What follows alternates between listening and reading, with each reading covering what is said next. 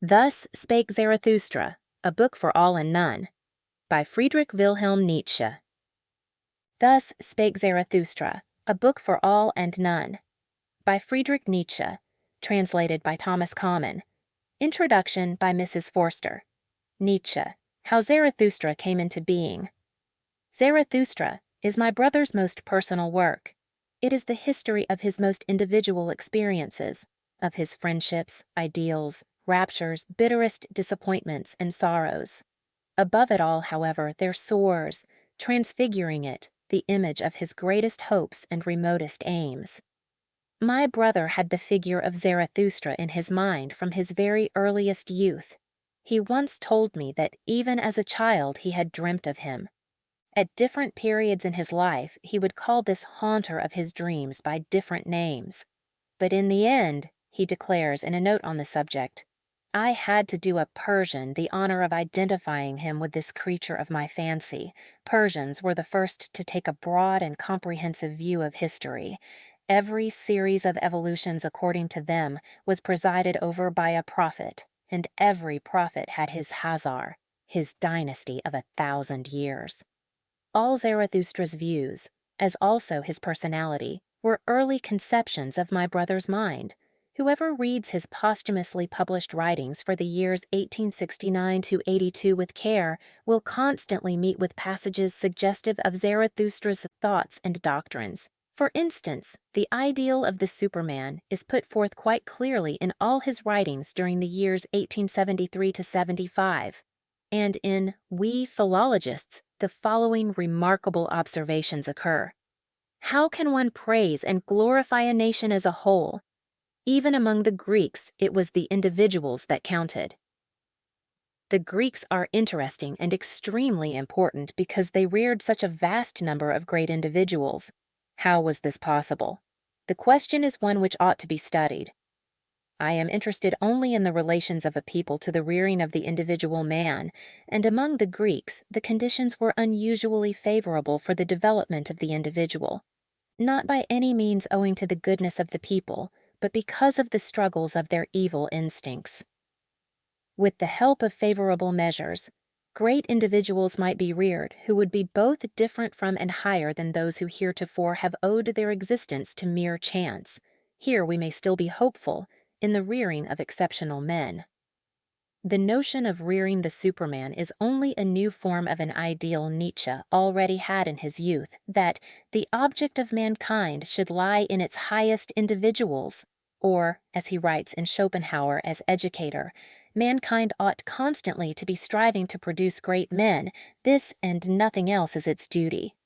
But the ideals he most revered in those days are no longer held to be the highest types of men. No, around this future ideal of a coming humanity, the Superman, the poet spread the veil of becoming. Who can tell to what glorious heights man can still ascend?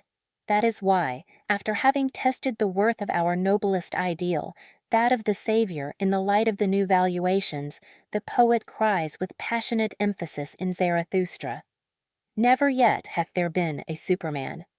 Naked have I seen both of them, the greatest and the smallest man. All too similar are they still to each other. Verily, even the greatest found I, all too human. The phrase, the rearing of the Superman, has very often been misunderstood. By the word rearing, in this case, is meant the act of modifying by means of new and higher values, values which, as laws and guides of conduct and opinion, are now to rule over mankind. In general, the doctrine of the Superman can only be understood correctly in conjunction with other ideas of the authors, such as the order of rank, the will to power, and the transvaluation of all values.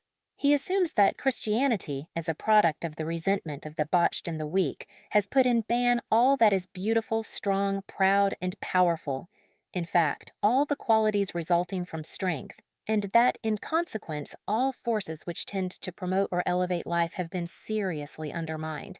Now, however, a new table of valuations must be placed over mankind, namely, that of the strong, mighty, and magnificent man, overflowing with life and elevated to his zenith.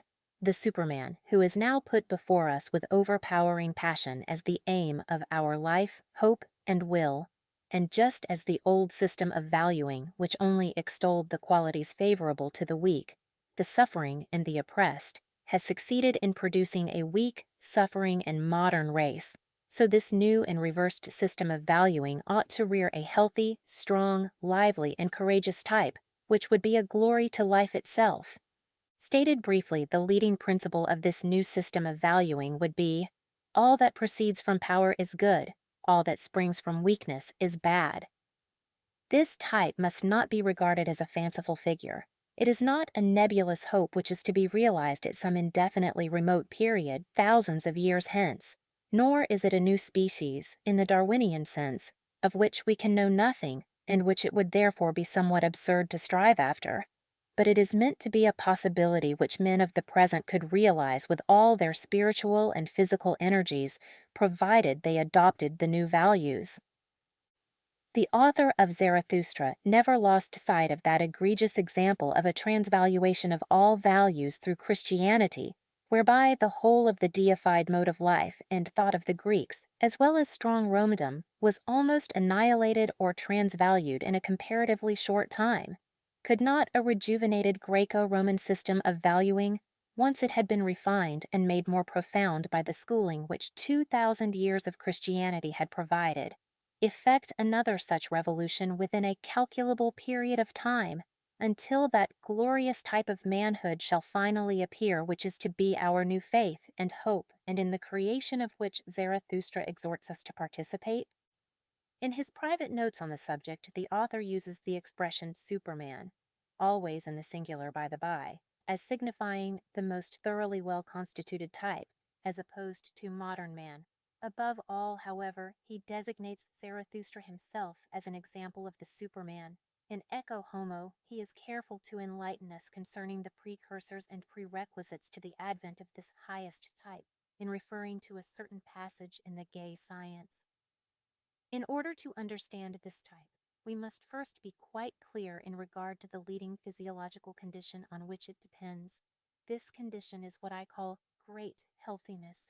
I know not how to express my meaning more plainly or more personally than I have done already in one of the last chapters, aphorism 382, of the 5th book of the Gaia Scienza. We, the new, the nameless, the hard to understand, it says there, we firstlings of a yet untried future, we require for a new end also a new means, namely a new healthiness, stronger, sharper, tougher, bolder, and merrier than all healthiness hitherto. He whose soul longeth to experience the whole range of hitherto recognized values and desirabilities, and to circumnavigate all the coasts of this ideal Mediterranean Sea, who, from the adventures of his most personal experience, wants to know how it feels to be a conqueror and discoverer of the ideal, as likewise how it is with the artist, the saint, the legislator, the sage, the scholar, the devotee, the prophet, and the godly nonconformist of the old style, requires one thing above all for that purpose, great healthiness, such healthiness as one not only possesses, but also constantly acquires and must acquire, because one unceasingly sacrifices it again and must sacrifice it. And now, after having been long on the way in this fashion, we Argonauts of the ideal